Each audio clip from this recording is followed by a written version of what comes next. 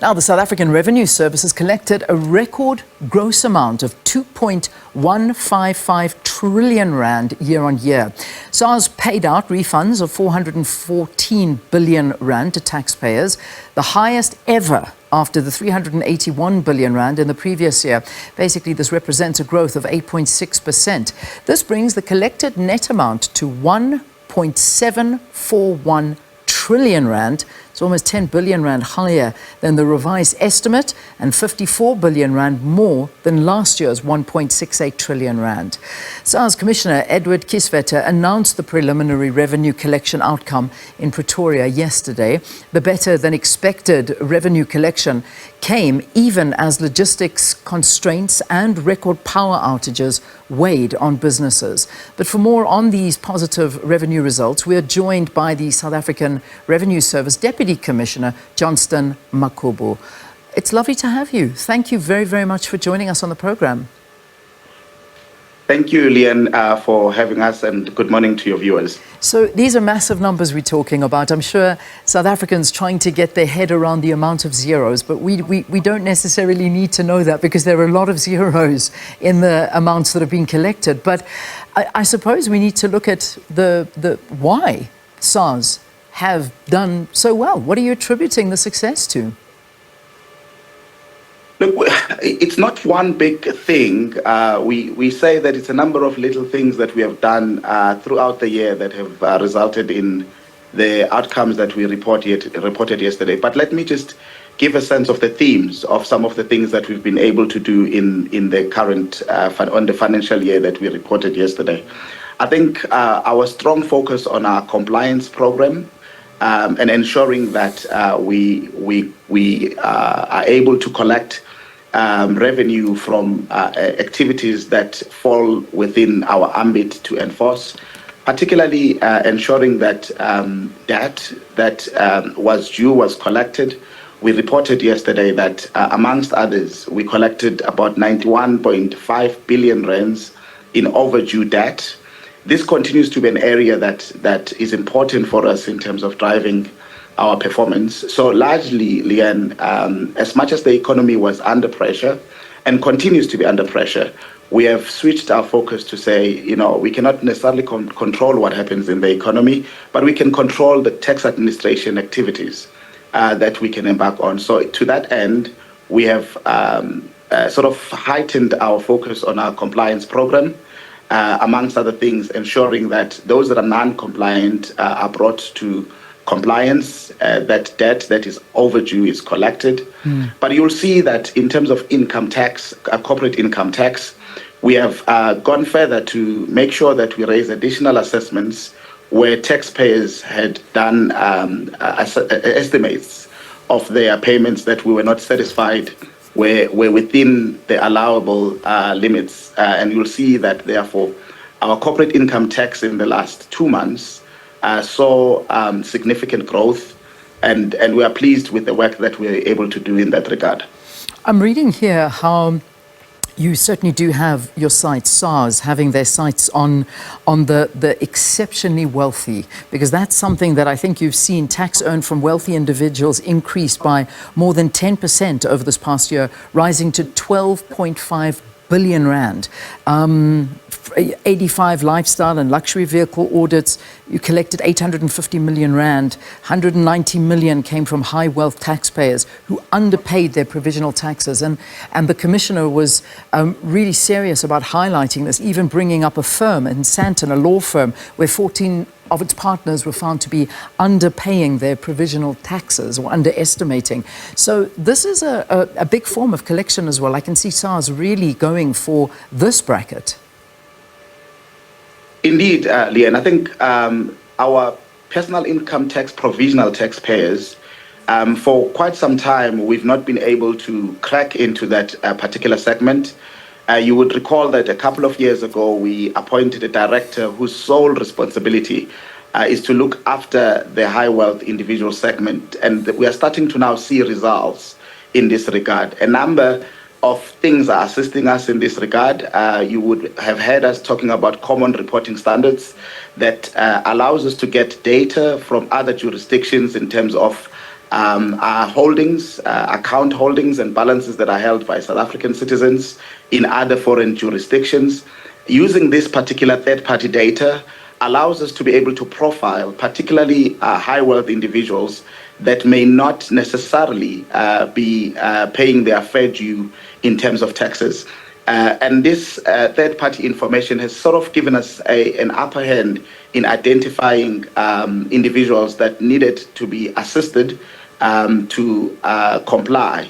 And that speaks to the results that we have seen. We don't think that we have reached the level that we need to be able to be at in terms of ensuring compliance of this particular segment. And that's what we'll be doing going forward in a much more intense way. In terms of having a look at some of the tax practitioners as well, because I know that this is another avenue that SARS is taking on very, very seriously, is tax practitioners who are found to be non-compliant and also doing fraud around some of the tax returns. Licenses are being revoked. SARS really clamping down on this. Talk to us in terms of where you're at with this and how bad it is in terms of what some of these tax practitioners are doing. No, indeed. Commissioner would have spoken about 88 tax practitioners that we struck off in terms of the licensing that we had given them to operate. You would recall that SARS by law recognizes and licenses some of these tax practitioners to operate. We have seen a proliferation of non-compliance, unfortunately, in terms of tax practitioners. We are working closely with recognized controlling bodies. There's quite a number of them, and we believe that as we work with them, we are able to drive an agenda of compliance. It's quite unfortunate when you've got tax practitioners that are not compliant. And to this end, Leanne, would like to ensure that we encourage your viewers to ensure that whenever they engage tax practitioners, that they engage legitimate tax practitioners that are registered with the recognized bodies. And we have on our website those recognized controlling bodies such that taxpayers' interests are protected in that they don't deal with fly-by-night tax preparers that mask themselves as tax practitioners. But in as far as those that we have recognized that are not performing or are not complying, we are working with the controlling bodies in the accounting field, in the finance field, and in the legal field to make sure that we are able to weed out those that are non-compliant, because we depend highly on tax practitioners as an important stakeholder to ensure compliance in the ecosystem, as it were. In terms of the international issues as well, that's something I know that SARS is looking at. How much have you managed to red flag and prevent in terms of the outflow of these impermissible funds, refunds? Look, Commissioner would have spoken about 101 billion that we stopped from impermissible outflows, which means money that remained in the fiscus to be able to support the government expenditure programs that either otherwise would have flown out into the wrong hands. We continue to watch this very closely.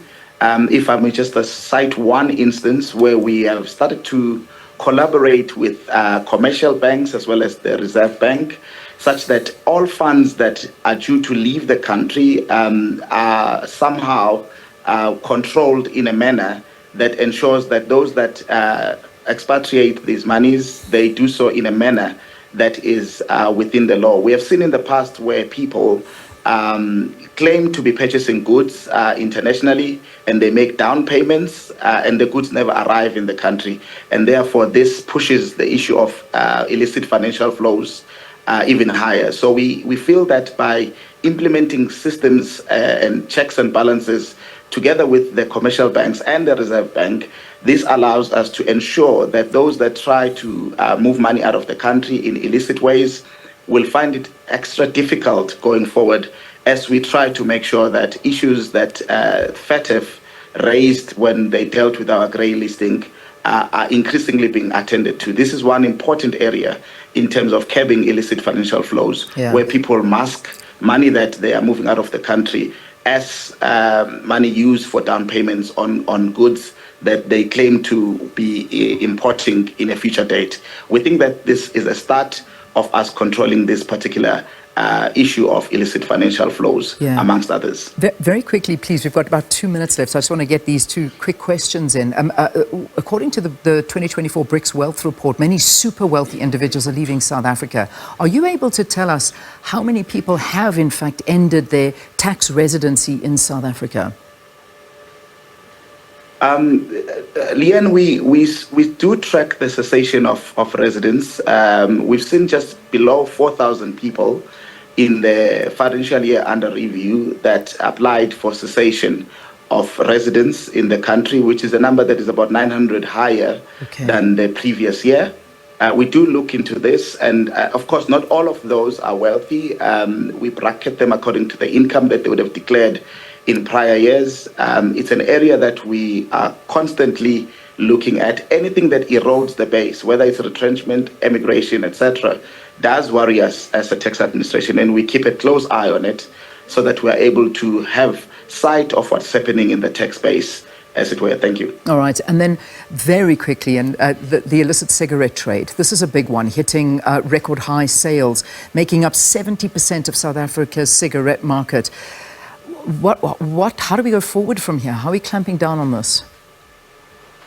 Look, Leanne, you would have seen that we had a breakthrough in one of the court cases that industry challenged, where we wanted to insert and install CCTV cameras in the production lines, because we think that that is a start of controlling illicit products.